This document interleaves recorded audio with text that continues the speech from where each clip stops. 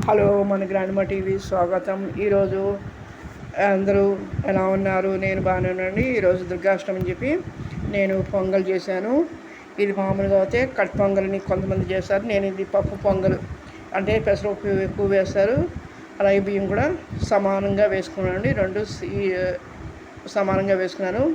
ఒక అరకప్పు బియ్యానికి అరకప్పు పెసరపప్పు వేసాను. అంటే నేను టీ గ్లాస్తో కొలిచి వేస్తున్నానండి. మీరు కప్పు ఏదైనా మెజర్మెంట్ తీసుకోవచ్చు. వీటినన్నిటిని రెడీ చేసుకోవాలి. అలాగే పచ్చిమిరకాయలు, కరివేపాకు కూడా కరిగి రెడీ చేసుకుని ఉంచుకోవాలి. దీనికి ఒక 10 మిరియాల గింజలు, ఒక 10 జీడిపప్పు పలుకులు కూడా రెడీ చేసుకోవాలి.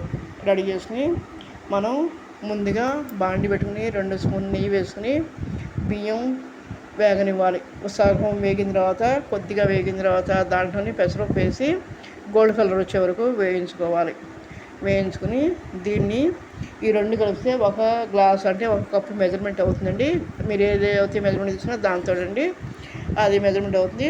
దాన్ని ఈ వేగిన తర్వాత ఇప్పుడు వాళ్ళు పిల్లలు కుక్కర్లో వండుతారు కాబట్టి నేను కుక్కర్లోనే చేశానండి.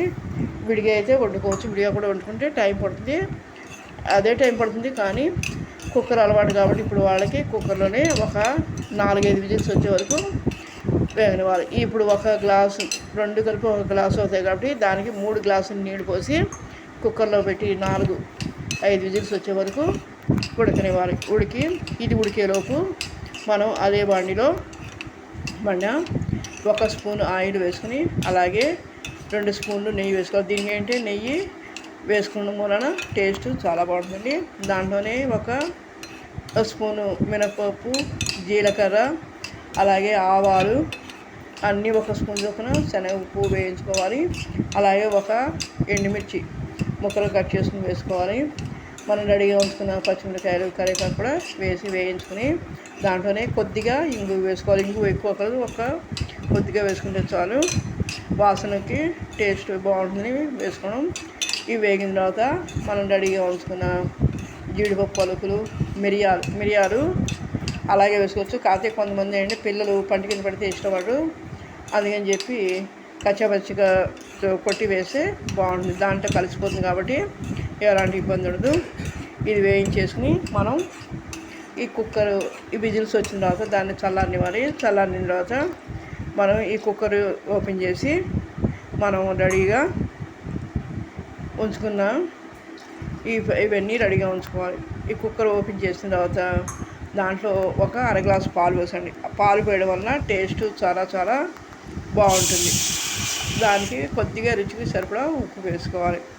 కాచి చల్లార్చిన పాలు ఒక అర గ్లాసు పోసుకుంటే చాలండి. దాంట్లోనే రుచికి సరిపడా ఉప్పు కూడా ఎక్కువ పట్టదు, కొద్దిగా వేసుకుంటే చాలండి. తర్వాత మనం రెడీగా ఉంచుకున్న ఈ పోపు మొత్తం దాంట్లో వేసుకుని అడిగి పైకి కలుపుకోవాలి. ఇది చాలా చాలా స్మూత్గా చాలా చాలా బాగుంటుంది. కావాలంటే పైన నెయ్యి వేసుకోవచ్చు. ఇది నెయ్యి సరిపోతుంది, ఎందుకంటే పాలు వేసాం కాబట్టి ఇంకా నెయ్యి కూడా ఎక్కువ అక్కర్లేదండి. ఈ పాలు వేయడం వల్ల నెయ్యి కూడా ఎక్కువ వేయాల్సిన అవసరం ఉండదు. అదే కనుక పాలు వేస్తే కొద్దిగా నెయ్యి ఎక్కువ పడుతుందండి. దాన్ని బట్టి మనం ఎలాగైనా వేసుకోవచ్చు. పాలు వేయడం వల్ల టేస్ట్ మటుకు ఇంకా బాగుంటుందని నేను పాలు వేసాను. ఇది మీరు కూడా ఒకసారి ట్రై చేయండి. ఎలా ఉందనేది మీరు కూడా లైక్ చేయండి, ఇది షేర్ చేయండి, సబ్స్క్రైబ్ చేయండి. మీరు వీడియో చూస్తున్నారు కానీ సబ్స్క్రైబ్ చేయడం మర్చిపోతున్నారు. మీరు చూసి ట్రై చేసి అలా మీ ఫ్యామిలీ ఫ్రెండ్స్కి, మీ నైబర్స్కి, మీ రిలేటివ్స్ కూడా షేర్ చేయండి. వాళ్ళని కూడా సబ్స్క్రైబ్ చేయమని చెప్పండి.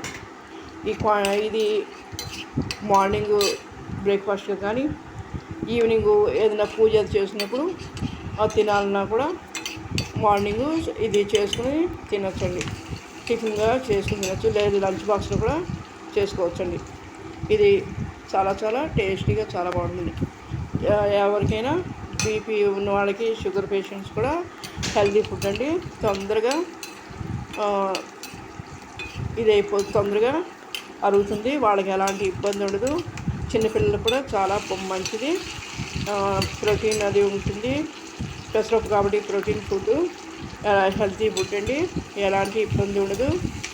మిరియాలు పడితే ఆరోగ్యరీత్యా కూడా మంచిది. జలుబు అది ఉన్నా కూడా ఈ కాలంలో ఏంటంటే జలుబు దగ్గర ఉంటాయి కాబట్టి ఈ మిరియాలు వాడడం వల్ల హెల్త్కి కూడా చాలా మంచిదండి.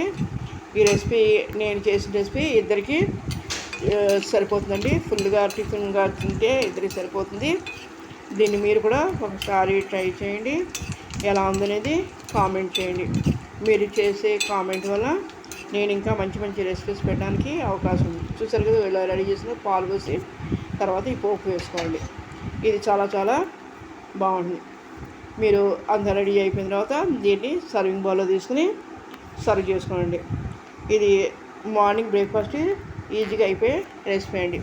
కొత్తగా నేర్చుకున్న వాళ్ళకి, బ్యాచిలర్స్కి, జాబ్ హోల్డర్స్కి ఇది యూజ్ అవుతుంది. పిల్లల నుంచి పెద్దవాళ్ళ వరకు చాలా లైక్ చేస్తారు. ఇది ఎలా ఉందనేది కామెంట్ చేయండి, లైక్ చేయండి, షేర్ చేయండి, సబ్స్క్రైబ్ చేయండి. మీరు చేసే కామెంట్ వల్ల మరిన్ని మంచి వీడియోస్ పెట్టడానికి, మళ్ళీ మంచి రెసిపీస్ పెట్టడానికి నాకు అవకాశం ఇచ్చిన వాళ్ళు అవుతారు. ఇది పిల్లలు చాలా ఇష్టంగా తింటారు. ఎందుకంటే పప్పును బియ్యం సమానంగా వేసాం కాబట్టి కమ్మగా ఉంటుంది, కారం ఉండదు, ఘాటు ఉండదండి. అల్లం వేయలేదు కాబట్టి ఘాటు ఉంది. ఓకే, థ్యాంక్ యూ అండి.